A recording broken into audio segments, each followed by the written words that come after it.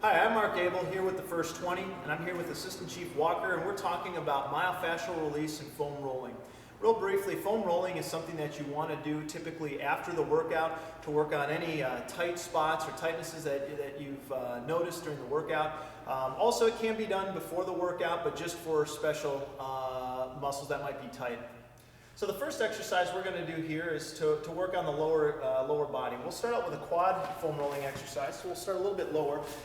Assistant Chief Walker is going to place the foam roller at knee level, and he's going to be on the front of his thighs, and he's just going to work back and forth on the foam roller. And if he notices a point of discomfort or tightness, he's going to roll laterally a little bit on it to work out that tightness or that trigger point.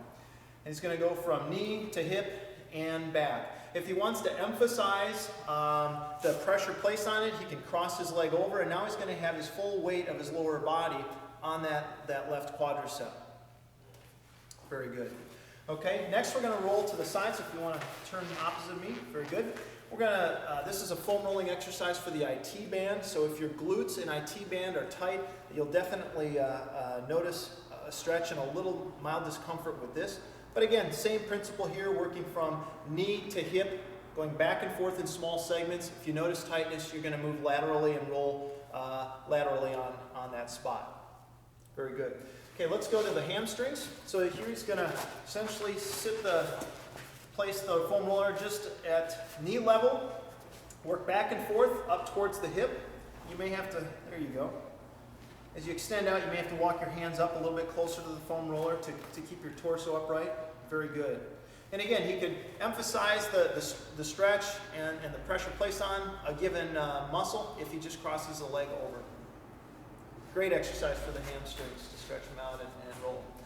Next, we'll go down to the lower leg, and that's the calf complex. So he's going to start with the roller just below the knee, working back and forth all the way down to the heel, getting the Achilles with this. Certainly, you want to increase the amount of stress placed on the muscle. You can just cross over to emphasize that. Very good. Next, we'll go to the glutes. So Assistant Chief Walker is going to go ahead and sit on the roller, and you can have both feet basically, there you go. No, yeah, you can go with one leg, good, or both feet flat on the ground just like that. And it's a very subtle movement back and forth.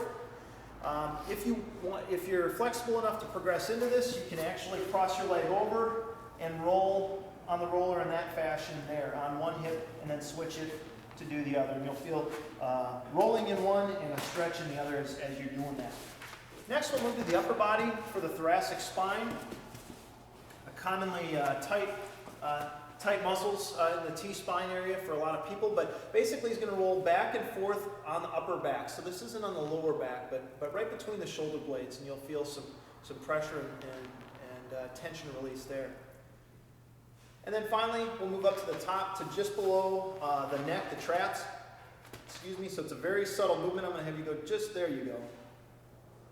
We want to try and avoid rolling on the neck spine and just stay just below that on the trapezius muscles. Excellent. So foam rolling is a great way to relieve tension and especially to work on those specifically tight muscles. And that concludes our foam rolling segment.